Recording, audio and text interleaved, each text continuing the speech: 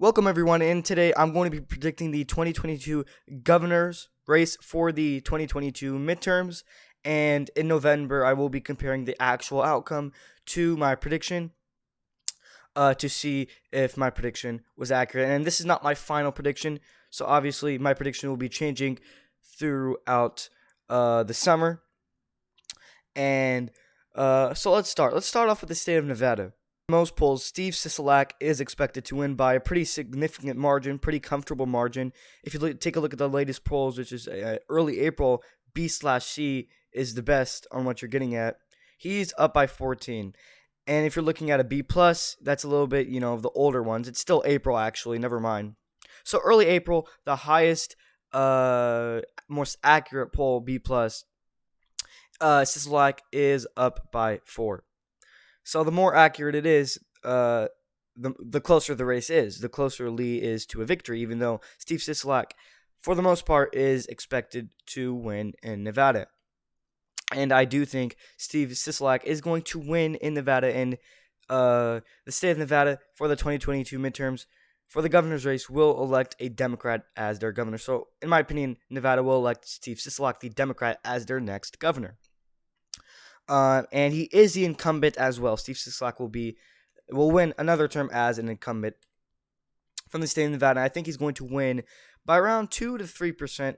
I would say a little bit of a lean margin. And let's move on to the state of Arizona. So as we all know, Doug Ducey will not be up for re-election. His term is over. Doug Ducey is out. Now, it's looking like it's going to be Lake versus Hobbs, obviously. And if you take a look at A/B, the most accurate one, Hobbs, the Democrat, is up by 2. And I do think, and that's from February. That is from February. But I do think Arizona will elect a Democratic governor by around 1%. 1%, not 2%, not 3%, but 1%, I think, is the most accurate margin if they are going to elect a Democrat. I do think Hobbs is going to win by around 1% because Lake does actually have the lead by about 2 to 1% in this poll. But then if you take a look at these other polls, Hobbs is up. He's up by 5 with an A/B. He's up by 1 with another A/B. But if you take a look at a third A/B poll, Lake is up by 1. So the most accurate polls are pretty, pretty mixed, I should say. But yeah, I do think they're going to elect the Democrats slightly. Very, very, very. It's going to be very close, in my opinion. Moving on to the state of Texas. Texas, in my opinion, is the most interesting because a lot of things are going on with Texas. A mass shooting in a school just occurred, and Republicans are being blamed for it. And also, Beto O'Rourke was caught interrupting Greg Abbott's speech, and a lot of Democrats are happy.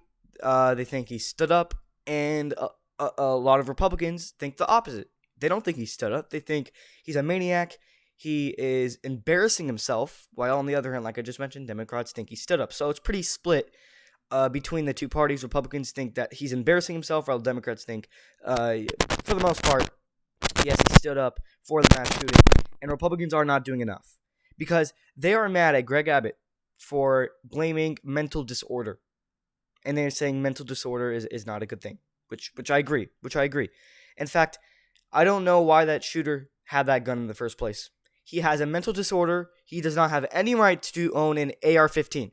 So someone who has a mental disorder trying to buy an AR-15, what do you think they are going to do? Now, I'm not attacking people who have mental disorders and they can't have AR-15s. But when it comes to having an AR-15, if you have a mental disorder, I do not think you should have an AR-15. It's for the safety of you and the safety of others. In my opinion, it's not really my opinion. It should be that way. So that guy should never be handed an AR-15 when he clearly has a mental disability. Now, I'm not sure if the gun shop knew that or whoever handed him the gun, but they should know that, and I'm pretty sure they did know that. So yeah, in any means, that guy should not have the AR-15. Also, the school was open. He entered the back door, I believe, where the gates were open. So that's kind of the school's fault. But it all started with whoever gave them that gun should never give him that gun. I think they should be fired. Whoever has a mental disorder is not allowed to be given a gun. And it shows you right now that Texas is the opposite of strict. They're not strict when it comes to guns. Even people with mental disorder can have guns in Texas. That's how Texas loves their guns, you know? So, I do think Beto O'Rourke is going to do better than what I said, I would say 5 months ago, 3 months ago, 6 months ago, whatever you want to say. So this past week, I think Beto is going to do good. I think he's going to do good. So the latest poll for Beto O'Rourke was back in May. We are still in May, but early May. We are at the end of May right now in the shooting, and where Beto O'Rourke stood up to Greg Abbott, interrupting him. That was late May, obviously. So I would say a month different. So early May, Greg Abbott was up by 7%, and that's a B/C. Okay, let's say with the shooting happened, I would say Greg Abbott would go down by around 3%.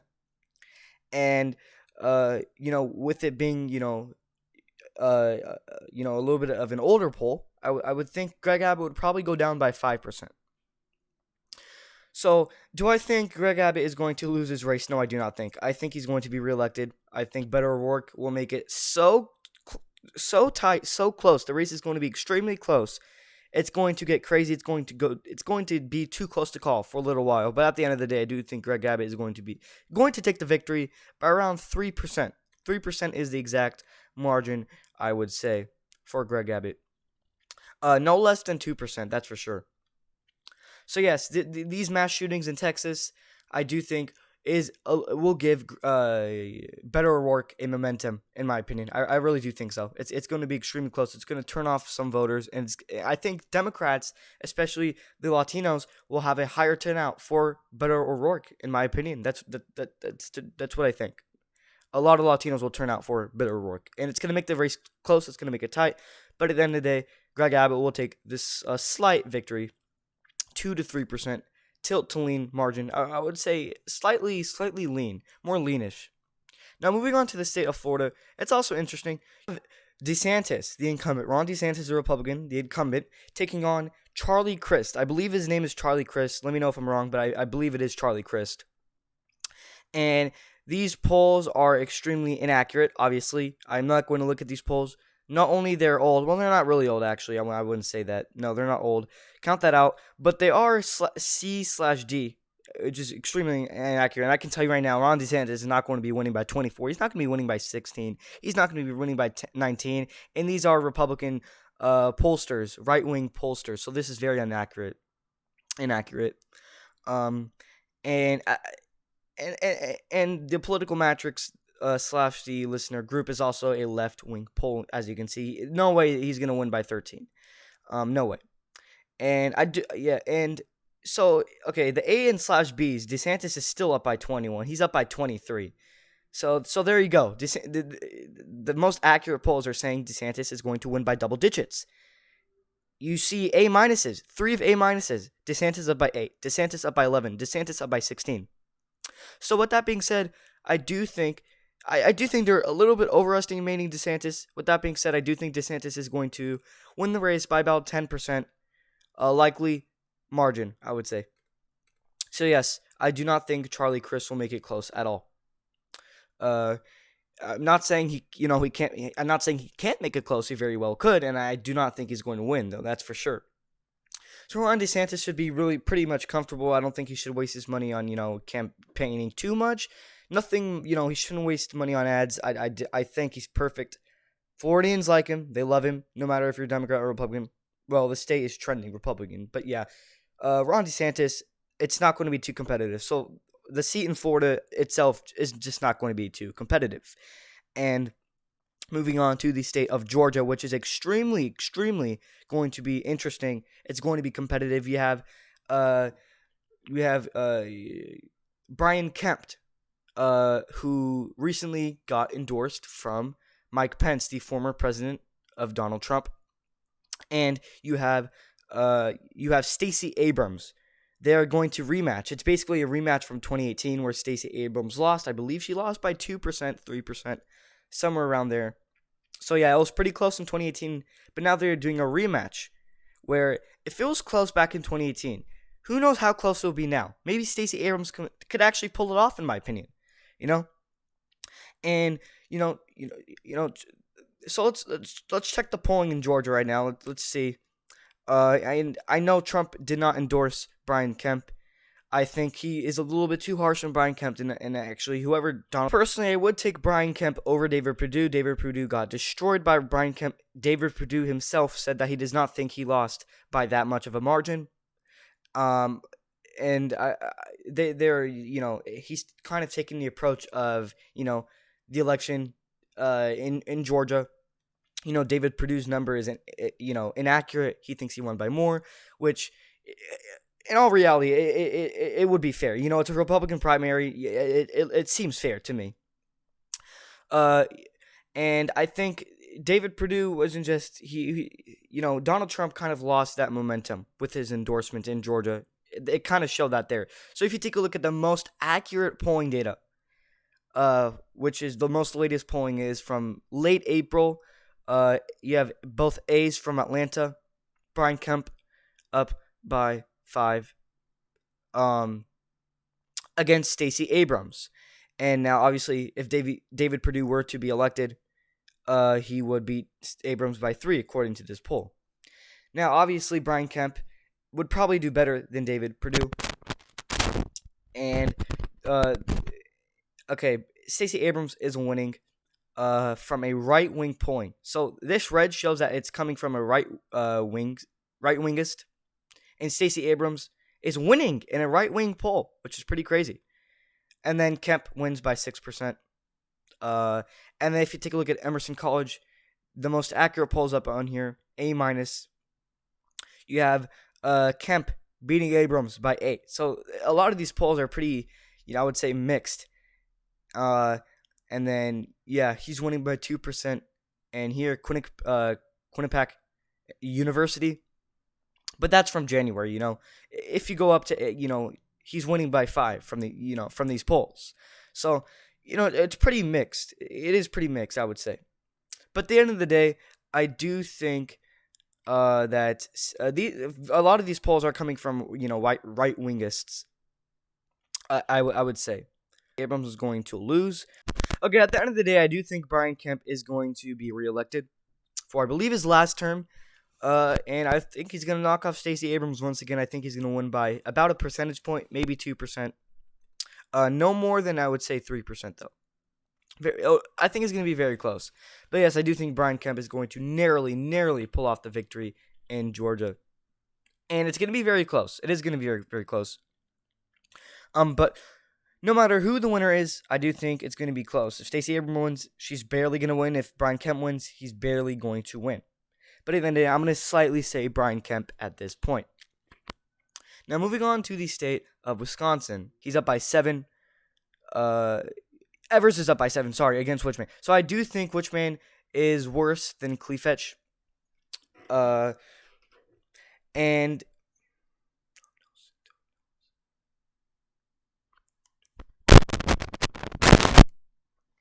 so at the end of the day, I do think Tony Evers is going to beat Clefetch by about 3%, I would say, lean margin. So yes, Wisconsin will elect a Democratic governor. And it is obviously different from the Senate. I will have my Senate prediction coming out very soon. So stay tuned for that. And now moving on to the state of Michigan. Okay, so Gretchen Whitmer, during the COVID-19 lockdown, she has taken a lot of blame for it. And her approval rating went extremely down. Her approval rating was, she was disapproved by a lot. Ever since the COVID-19 lockdown, people in Michiganders were extremely mad over the lockdown. And for that, I do think she's going to lose some support. Then, the margin she won last time, I do think would be a lot less, that's for sure. Like, she may win at the end of the day, but the margin she won last time, she's not going to win it the same. She's going to be, it's going to be closer than last time. That's for sure. And I do think Gretchen Whitmer is going to win by about 3% against Craig. At this point, I think the race is going to be extremely close. Actually 2%, 2 to 3%. I would say still a lean margin though for Gretchen Whitmer. It's going to be extremely close. Michigan is keep an eye for that.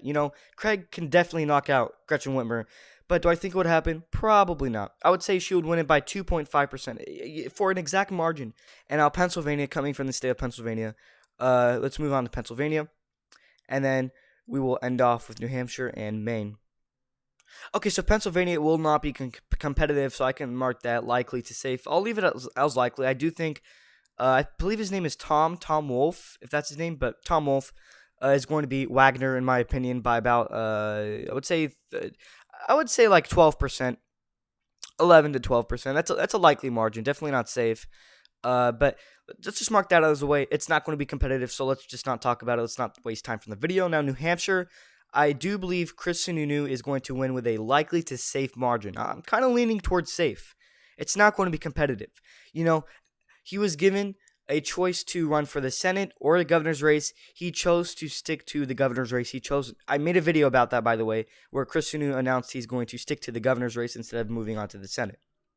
Which, him staying to the governor's race, I think helps out a lot. It does mean that they're going to elect another Republican governor in Chris Sununu. If he were to go to the Senate, I think it would not be good for Republicans in the governor's race. Now, do I think he should have went to the Senate? Yes, I really do think so. It would help out Republicans more if you were to go to the Senate. Because if you take a look at polling in the state of New Hampshire, they only have 2022. You can see Sununu. By the way, the last poll I showed you was from 2018. Sorry about that. Sununu is destroying him. So it's completely safe. Completely safe. Not competitive at all. And now from the last state of Maine, let's go to Maine. I do think Maine might be lean Democrat. Let's check the polling first. Maine shows early May to late April. B/C shows Mills defeating LePage by 4%. And if you take a look at an A-rated poll, Mills is winning by 7%. So at the end of the day, I do think Mills is going to win by about, I would say 4%. Likely. Tilt, I could say, is very possible. But at the end of the day, I do think Maine overall is going to elect a Democratic governor. I just don't see the Republican winning right now. I don't think it's their year. So I'm going to leave it as lean Democrat right now. So at the end of the day, this is my official Senate prediction. As if right now, it could change. Sorry, governor's prediction. The Senate is coming out very soon. 24 for the Democratic Party and 26 for the Republican Party. The Republicans will win by 2 governor races. With that being said, let me know your prediction. Do you agree 24-26 Republicans take a 2-win victory? Let me know in the comment section down below. Stay tuned for my Senate prediction. And I will be having a full election night coming soon, where it has the general election between Donald Trump and Joe Biden, and it has the Senate prediction. It has the Senate in it for 2022, and it has the governor's race for 2022. So I'll be having a full election night coming out soon.